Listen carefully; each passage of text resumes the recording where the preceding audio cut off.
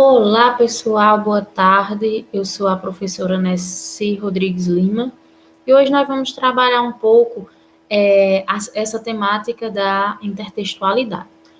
E hoje em dia, né, pessoal, a gente vê aí nas mídias sociais diversos textos que são criados com inspirações em outros, né? Ou seja, quando a gente vê um determinado tipo textual em que a gente lê ou visualiza algo e lembra de outro, isso significa que teve ali uma base para a construção daquele novo texto, na verdade, ou seja, teve um texto como inspiração para a criação de novo texto. Então, essa intertextualidade é justamente isso, pessoal. Essa relação, né, de um texto com o outro. Então, é como se um texto fosse usado como base para a criação de outro texto. Vamos lá, um conceito mais técnico, né, do que é intertextualidade. Vou mostrar aqui para vocês. Então, intertextualidade é o nome dado à relação que é feita quando em um texto é citado outro texto que já existe.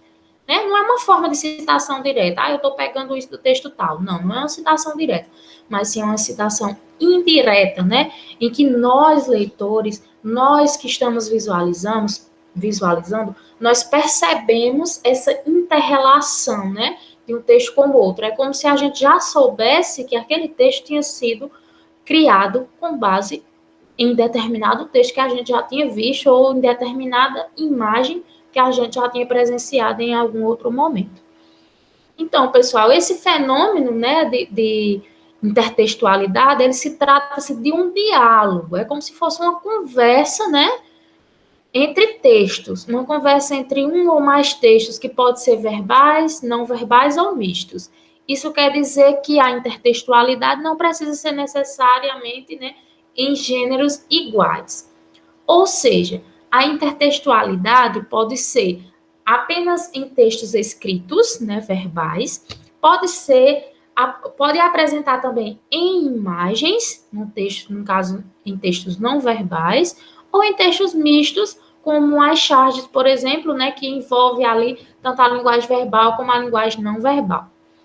Entenda-se aqui como texto qualquer tipo de gênero. Então, um texto que era uma história infantil, como vou mostrar o exemplo a seguir, pode tornar uma charge, por assim dizer, né? Então, não quer dizer que o texto tem gêneros comuns, né? Os novos textos que são criados vai ser do mesmo gênero que o texto que serviu como base para a criação. É isso que eu quero passar para vocês. Então, isso não significa que o texto vai ter o mesmo gênero, mas sim que ele foi produzido com base no conteúdo daquele outro texto. Certo, pessoal? Nós temos aí exemplos de intertextualidade em textos escritos, em pinturas, em cartoons, em charge, em poesias, poemas. Então, hoje nós vivemos um mundo intertextual, em que tudo que a maioria das coisas que é feito, não vamos generalizar e dizer tudo, né? Mas a maioria das coisas que são feitas são realizadas com base em outras já existentes, né? Você vai para um tutorial de maquiagem, vê aquela maquiagem ali que você gostou muito e vai tentar reproduzir em você. Então, você vai buscar uma fonte já existente para criar uma nova fonte com base naquela já existente. Então, isso é um intertexto, pessoal, esse diálogo, essa conversa com algo que já existe. Então, vamos ver aqui esse primeiro exemplo de intertextualidade nessa imagem, certo? Quando a gente vê essa gravura aqui do exemplo 1, né, nós temos aqui uma charge de babu. Nessa gravura, a gente pode perceber que há um intertexto com a história dos três porquinhos, não é verdade? Para criar essa nova produção, foi usado como base, ou seja, como texto diálogo aqui, a história dos três porquinhos. Onde Babu ele usou aí da criatividade, né, para mostrar que os três porquinhos não podiam sair. Na história original, nós vemos que os três porquinhos não podem sair, por conta que o perigo que representa para eles é o lobo. Já nessa nova reprodução, nessa nova produção de texto, né, nós vemos aí que os porquinhos não podem sair por conta que o perigo para eles é, no caso, a Covid-19, a pandemia que nós estamos enfrentando, certo? Então, vocês podem perceber aí que a intertextualidade, ou seja, o texto que serviu como base foi a história dos três porquinhos, né? Isso serviu de inspiração para essa nova criação, ok? Vamos lá para o exemplo 2.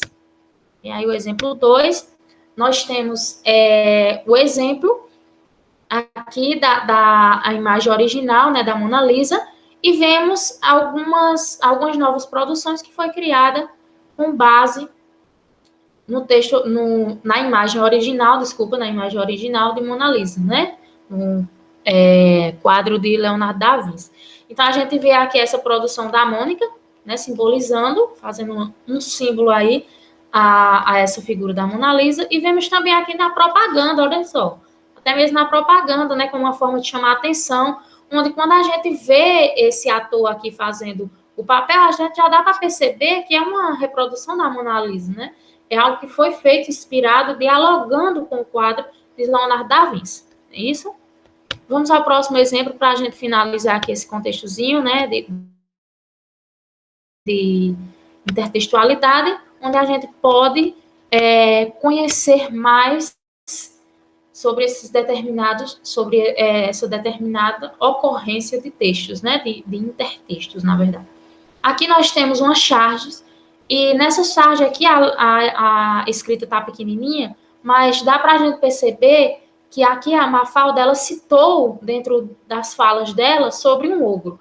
E a gente sabe que o ogro mais conhecido é o Shrek, não é verdade? Então, a gente vê a figura de um ogro aqui sendo colocada com base em intertexto aí da história de Shrek para a nova produção da tirinha de Mafalda. Certo, pessoal? Então, é isso que eu tinha para passar para vocês. Vamos aí resolver algumas atividades com base nesse conteúdo de intertextualidade, certo? Vamos lá que apenas há uma imagem inicial. Vamos ver aqui onde vocês vão fazer uma breve resolução dessas questões para que vocês mostrem aí a compreensão de vocês com relação a esse conteúdo de intertexto. Então, aqui, vamos só fazer uma breve leitura da imagem, certo? E aí vocês copiam as questões e resolvem com base nesse texto que a gente já dá para perceber que é um intertexto, né, pessoal? A gente vê aqui a figura da Chapeuzinho Vermelho, né? Em que a história de Chapeuzinho Vermelho já é uma história existente. Já aqui, nós vemos uma nova imagem criada com base, né, nessa história, só que de uma forma diferente. Aqui é com o intuito, né, de conscientizar as pessoas. Que na história de Chapeuzinho Vermelho nós percebemos por meio da leitura, né, que há a descrição de uma linda floresta, uma floresta magnífica, paradisíaca, linda, né, que todos nós gostaríamos de viver nela.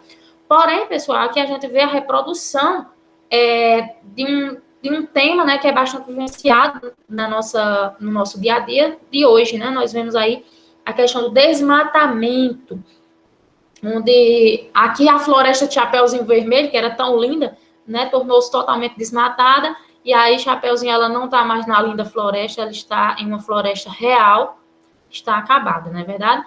Então, aqui como hora de treinamento, vocês vão observar essa crítica, né, feita aí com base nessa imagem de conscientização, para que vocês possam perceber tanto a parte da intertextualidade, que foi usada aí com a história de Chapeuzinho Vermelho, para criar esse novo anúncio, né, anúncio publicitário aí sobre o desmatamento.